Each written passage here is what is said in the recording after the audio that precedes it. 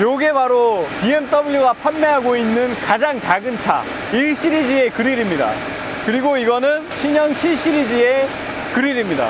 이거는 BMW가 만들고 있는 가장 작은 그릴이고, 이거는 BMW가 만들고 있는 가장 큰 그릴이에요. 우와, 커졌다.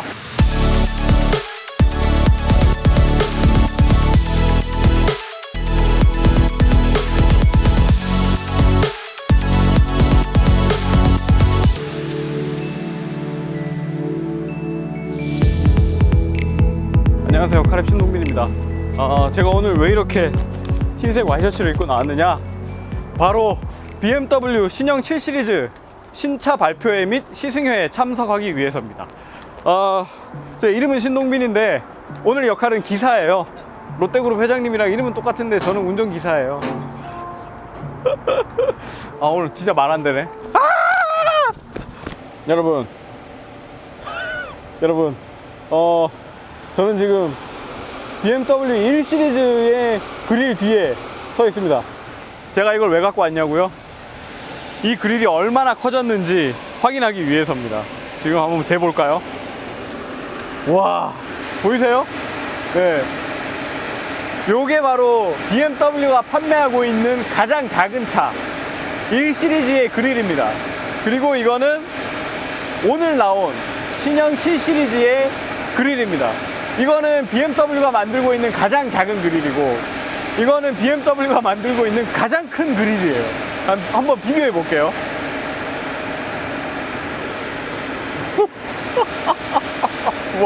우와, 커졌다.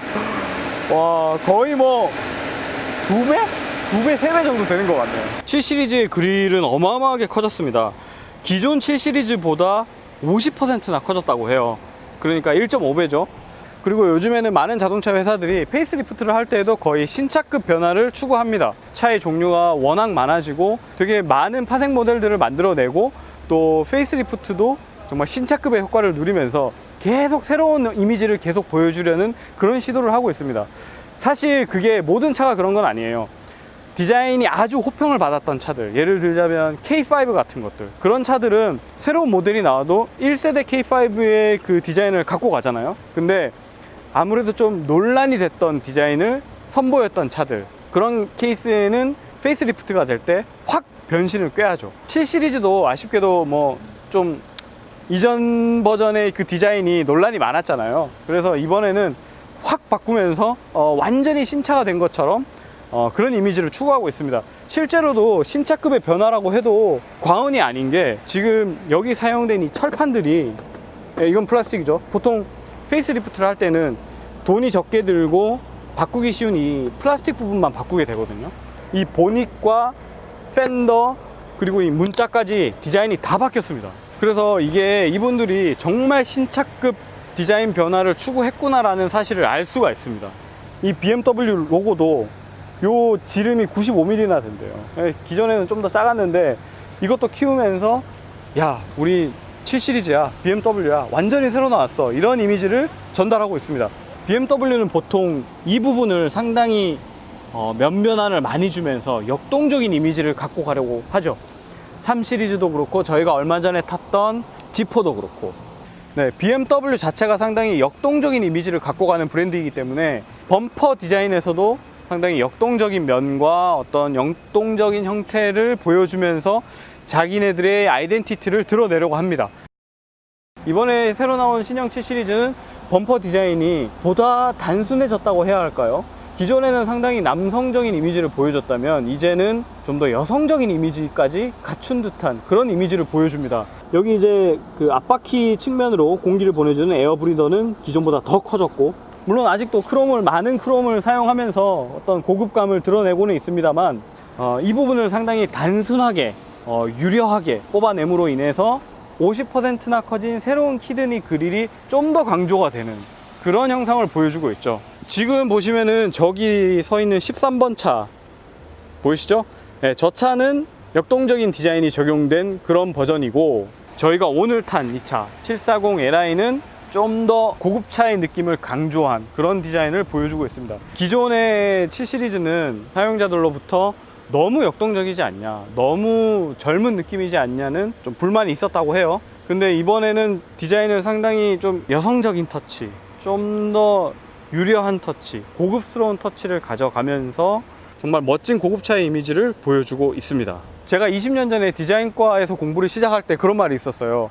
독일 차는 사진보다 멋있다. 그리고 일본 차는 사진만큼 멋있다. 그리고 한국 차는 사진이 더 멋있다.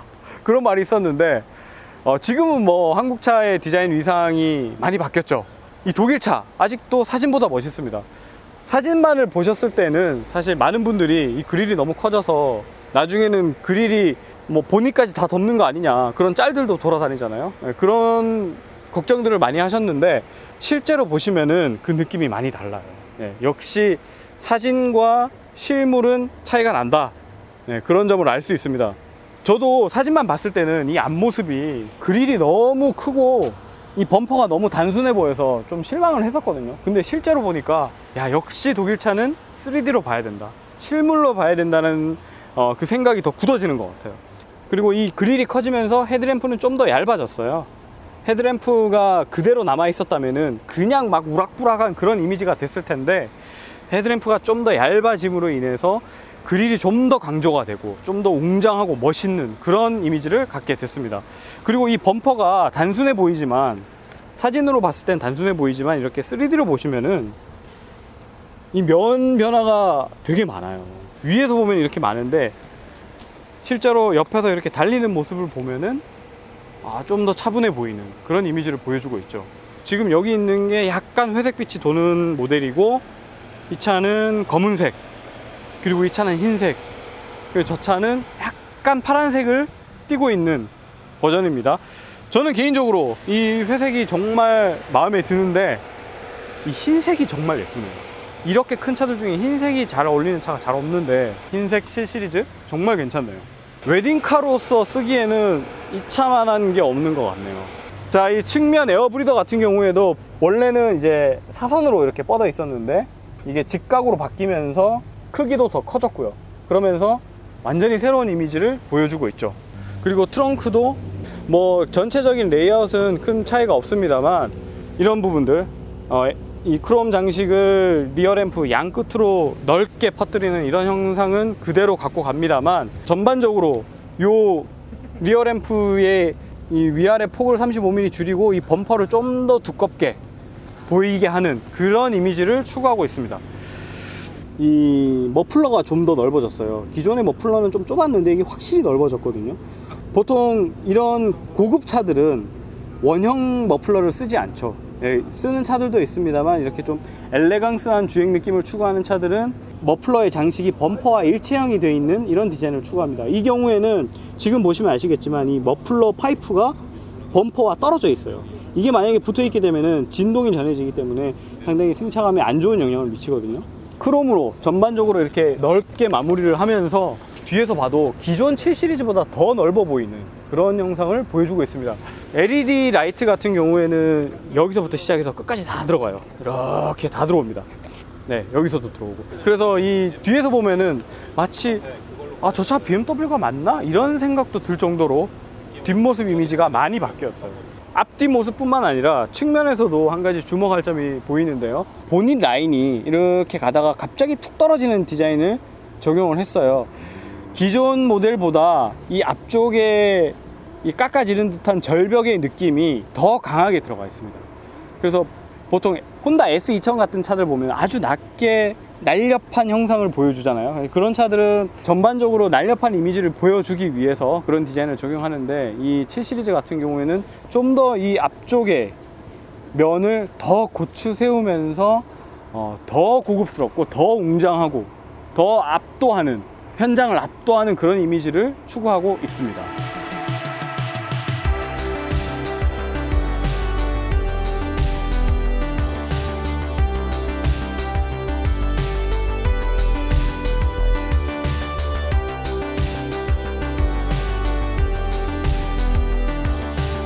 뒷좌석에 타면 잠이 막 절로 와요.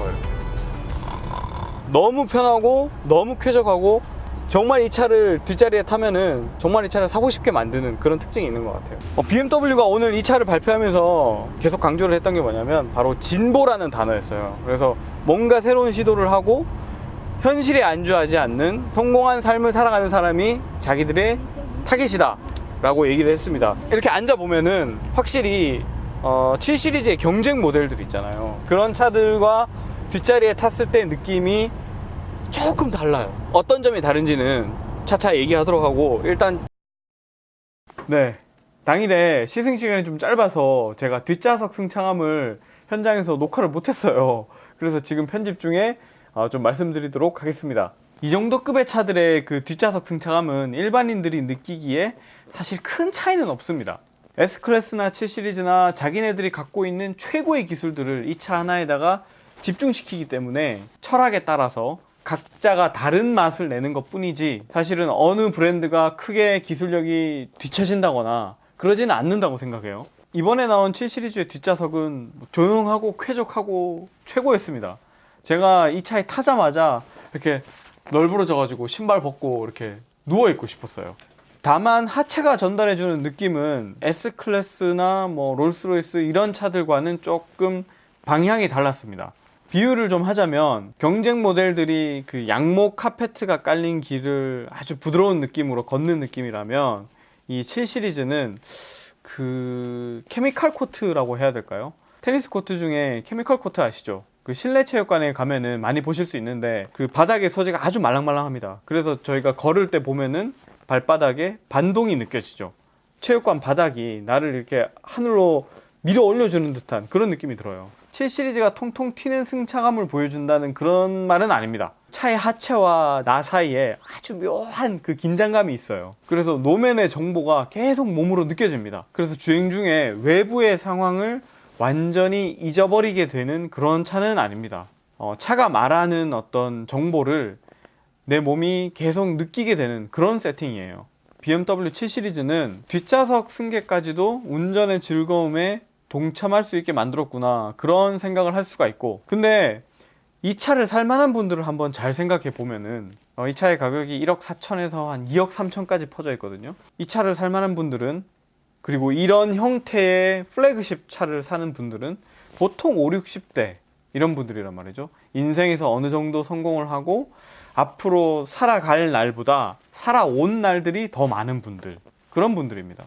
과거에 쌍용차가 체어맨을 우리나라에 내놨을 때 에어 서스펜션이 달려 있어서 우리나라 아저씨들이 되게 좋아했어요. 구름 위에 떠가는 그런 승차감 때문에 에어 쇼바가 달려 있어서 아주 승차감이 좋다 이러면서 많은 아저씨들이 그 차를 샀습니다. 우리나라의 중장년층들이 어떤 승차감을 좋아하는지 쉽게 판단을 할 수가 있고, BMW 7 시리즈에 대해서 좋게 말하면 BMW가 이런 세그먼트에서도 자신들의 철학을 아주 고집스럽게 추구하는구나, 철학을 아주 밀고 나가는구나, 이런 생각을 할 수가 있고, 좀 안 좋게 말하면은 과연 이 차를 우리나라 아저씨들이 어떻게 생각할까, 그런 생각을 하게 되죠. 마냥 부드럽고 편안한 그런 승차감 좋아하시고 안정된 삶을 추구하는 그런 분들보다 뭔가 새로운 거에 도전하고, 뭔가 요즘 트렌드가 이거야?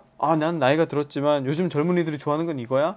이런 어떤 도전 정신을 늘 잃지 않는 분, 그리고 주말에는 내가 직접 운전을 하면서 운전의 재미까지 추구하시는 그런 분들에게 BMW 7 시리즈가 향하고 있구나, 그런 생각이 듭니다.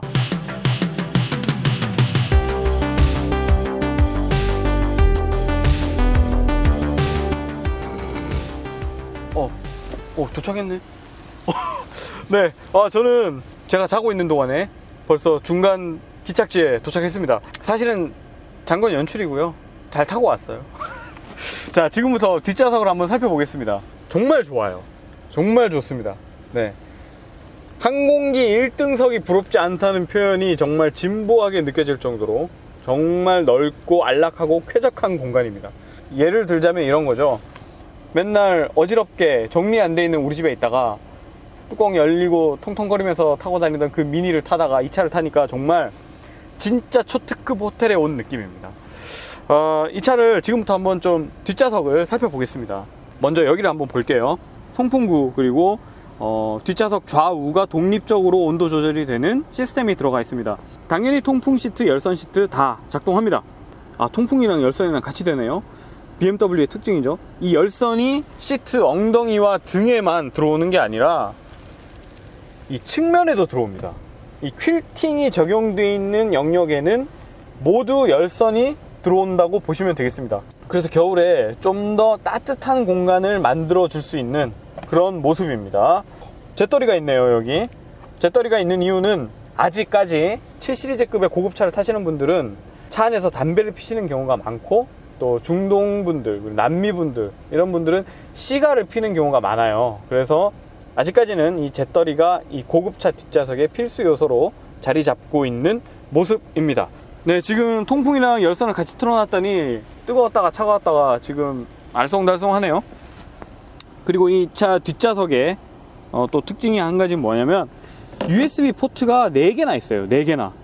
지금 여기 하나, 둘, 그리고 그 밑에 또 2개. 그래서 USB-C 타입 포트만 4개가 있습니다. 그리고 C거째까지 여기 마련이 돼 있고요. 여기서 이제 뭐 인포테인먼트 시스템으로 영화를 보신다거나 TV를 보실 때에는 이어폰을 꽂을 수 있도록 단자도 마련이 되어 있습니다. HDMI까지 마련이 되어 있네요. 컵홀더는 여기 있어서 큰 컵, 작은 컵 관계없이 꽂을 수 있도록 이런 단계가 조절되는 그런 게 있네요. 근데 이렇게 단계를 조절하려면 한 번 더 눌러줘야 하는 그런 번거로움은 있습니다. 자, 그리고 6세대 7시리즈가 2015년에 처음 우리나라에 공개됐을 때 상당히 주목을 받았던 그런 요소죠. 그때 당시만 해도 이제 스마트폰이 정말 대중화가 되면서 많은 분들이 태블릿 PC도 활용하는 그런 모습을 볼 수 있었죠. 자, 이게 당시에는 이 UI가 좀 구성이 복잡했어요. 그래서 쓰기가 상당히 불편했습니다. 이번에는 UI 디자인을 개선을 하면서 더 깔끔해진 모습을 보여주고 있습니다. 좌우의 그 디스플레이를 한 번에 선택할 수 있는 이런 버튼이 적용이 돼서 좌우를 따로 조작하기 쉽게 됐고요. 이 차 안에 있는 모든 기능을 이 태블릿으로 조작할 수 있도록 모든 기능을 다 담고 있죠. 선블라인드, 좌석, 실내 조명, 그리고 내비게이션까지 뒷좌석에서 컨트롤 할 수 있도록 준비되어 있습니다. 그래서 뒷좌석에 타고 있는 사장님이 운전기사한테 뭐 어디로 가자라고 뭐 어렵게 설명할 필요 없이 바로 이 뒷좌석에서 터치도 돼요. 네, 목적지를 인도해 주시면은 되겠습니다. 검색, 이게 강남역이라고 한번 쳐볼까요? 여기서도 목적지 검색이 되나? 아, 강남역 이렇게 뜨네요. 그죠? 여기서 이제 목적지를 지정을 하면은 저 앞에 있는 운전자용 디스플레이를 통해서 길 안내를 받을 수 있는 거죠. 당시에는 제 기억에 이 6세대 7시리즈가 나왔을 때는 이 기능이 없었던 것으로 기억해요. 그리고 이 부분에 터치 기능도 없어서 조작을 할 수가 없었어요. 이 디스플레이는 날씨도 나오고 뭐 여러 가지 정보를 다 전해주고 있습니다. 한 가지 아쉬운 점은 뭐냐면 이 디스플레이의 각도가 바로 조절이 안 된다는 거예요. 굳이 여기 있는 좌석을 찾아 들어가서, 그리고 좌석을 굳이 또 선택을 해서 이 디스플레이를 조절해야 된다는 거죠. 가장 상단으로 올려 볼게요. 네, 가장 상단으로 올린 거예요. 지금 제 눈이 여기 있는데도 이 디스플레이는 제 배를 향하고 있습니다. 이 앞좌석을 지금 젖히면 됩니다. 젖히면 되는데 이렇게 젖히면 돼요. 젖히면은 제 눈이랑 바로 컨택이 되는데, 그러면 앞좌석에 사람이 되게 불편해지는 거죠. 이 마운트가 보시면은 이 마운트가 밑부분에 있습니다. 그런데 또 운전석에 달려있는 디스플레이 마운트는 여기도 달려있어요. 근데 또 이거는 이 마운트가 위에 달려있는 덕분에 상당히 위를 향하고 있단 말입니다. 사장님이 키가 190일 수도 있고 180일 수도 있는데 이거는 조금 이해가 되지 않는 부분입니다. 메모리 시트는 2가지 선택을 할 수 있고, 요 버튼을 누를 경우에는 한 번에 회장님 자세로 들어가는 것을 확인할 수 있죠. 네, 조수석 헤드레스트까지 접히면서 앞쪽 시야를 확보해 주고 있습니다. 와, 네, 아, 이제 알았네. 이 마운트가 여기는 위에 달려있고 여기는 밑에 달려있는 이유를 알았어요. 이렇게 내려오려면 마운트가 밑에 있어야 이 자세에서는 정확하게 탑승자를 볼 수가 있네요. 다리를 한번 뻗어볼까요? 제 키가 176인데 와, 이 정도면 뭐 1등석이죠 거의. 좋습니다. 정말 쾌적하네요. 이 차 타고 나니까 돈 많이 벌어야겠다는 생각이 막 들어요. 열심히 일해야겠다 그런 생각이 듭니다. 통풍 시트가 3단계예요 통풍 시트가 3단계인데 이 통풍 기능이 그렇게 뛰어나지 않은 것 같아요. 3단계면은 이게 좀 바람이 계속 느껴질 정도라야 하는데 이게 틀어져 있나? 내가 잘못 눌렀나? 라는 생각을 하게 만듭니다. 네, 요거는 좀 아쉽네요. 뒷좌석에서의 승차감은 어떠냐면 말할 게 없죠. 거의 뭐 아무래도 독일 차기 때문에, 유럽 차기 때문에 어느 정도의 그 노면의 요철이나 굴곡 정보는 전달을 합니다. 하지만 MVH에 있어서는 100점 만점에 그냥 100점 만점 주고 싶어요. 일단 소음은 거의 없고, 지금 이 창문이 보자, 이상하게 창문이 이중 접합 유리가 아니네요. 예, 요거는 의외입니다. 이 차 정도 되면은 뒷좌석에도 이중 접합 유리를 넣어 줄 걸로 생각했는데, 네, 앞좌석은 이중 접합인가 한번 볼까요? 앞좌석도 아니에요. 네, 근데 대신 이 유리가 되게 두꺼워요. 이중 접합은 아닌데 되게 두꺼운 유리를 사용했습니다. 지금 제가 죄송하지만 제가 이렇게 지금 신발을 벗고 있어요. 그 이유가 뭐냐면 바로 이 발판 때문이에요. 이게 없는 차도 있을 겁니다. 분명 이 발판이 적용이 안 된 차도 있을 텐데, 이 차를 사시는 분들이라면 반드시 이 발판이 마련된 트림을 선택하시는 것을 추천드리겠습니다. 왜냐하면은 제가 이 차를 탔을 때 이 발판 때문에 너무 실내가 쾌적해요. 그냥 이 신발 벗고 이 발판 위에다가 발 올리고 이 시트를 앞으로 좀 밀어볼까요? 네, 좀 이렇게 있으면 되게 편합니다. 우리가 승용차를 탈 때 신발을 벗고 있어야지라는 생각 잘 안 하잖아요. 근데 이 차를 타게 되면은 앞좌석도 이렇게 좀 해놓고 편하게 쉬어야겠다, 이런 생각이 절로 듭니다. 이 뒷좌석 시트에 변신하는 것만이 그런 걸 유도하는 게 아니라, 여기 보시면은 이 선루프 조명, 이게 지금 날씨가 맑은 날이라서 지금 잘 안 보이는데요, 여기 보시면 촘촘하게 스팟들이 들어가 있어요. 이게 뭐냐면 밤에 요 스팟들에 불이 들어옵니다. 네, 아주 특별한 기술을 활용해서 마치 그 하늘에 보라색 별이 떠 있는 듯한 그런 분위기를 자아내거든요. 그리고 이 측면에 들어와 있는 B필러 조명, 간접 조명, 이 은은하게 빛을 발산해요. 지금은 낮이기 때문에 잘 안 보이는데 터널에 들어가도 이게 보이거든요. 사실 한국에 있는 대중적인 차만 해도 여기 들어가 있는 이런 선형 무드 등은 다 적용이 돼 있어요. 뭐 SM6 이런 차들도 이런 요소는 요즘에 다 만날 수 있거든요. 하지만 BMW는 아주 독특하게 이 B필러에다가 이런 은은한 무드 조명을 집어넣어서 정말 내가 이 실내에 들어와서 쾌적하게 있는다는 느낌을 전해줍니다. 호텔에 가면은 스탠드 조명이 은은하게 그 불빛을 비추는데 어떤 거기서 모티브를 얻은 것 같아요. 2015년에 만났던 7 시리즈부터 적용이 돼 있던 건데 이거 상당히 마음에 들어요. 네. 근데 다만 이게 가끔씩 밤에 운전을 할 때 이 빛이 너무 밝아서 이 운전자의 후방 시야를 조금 방해하는 때가 있어요. 네.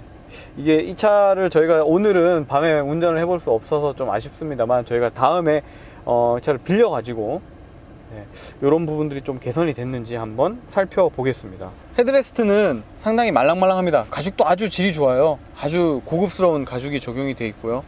쿠션감도 이 정도면 뭐 아주 편하죠. 그냥 이 화면만 보셔도 느껴지시잖아요. 아주 편합니다. 네, 근데 이 헤드레스트는 사실 저 국산차 제네시스에 들어가 있는 헤드레스트 그 말랑말랑한 거 있잖아요. 베개처럼 생긴 거. 그게 정말 편하긴 한데 아마 7 시리즈에도 그런 요소를 좀 넣어주시면 어떨까. 그리고 여기에는 거울도 마련이 되어 있는데 요 불빛이 상당히 독특해요. 예전부터 적용이 된 거긴 합니다만 그냥 백색도 아니고 아예 노란색도 아니고 약간 그 스킨톤이라고 해야 되나요? 살구색 빛을 발하고 있기 때문에 요것도 그 이 실내의 은은한 분위기를 만들어주는데 일조를 하고 있는 것 같습니다. BMW가 최근에 3 시리즈, 5 시리즈, 7 시리즈 다 사용하고 있는 그 독특한 패턴을 집어넣어서 디테일에 신경을 썼고요. 아무래도 이 차는 후륜 구동이다 보니까 이 센터 터널이 정말 커요.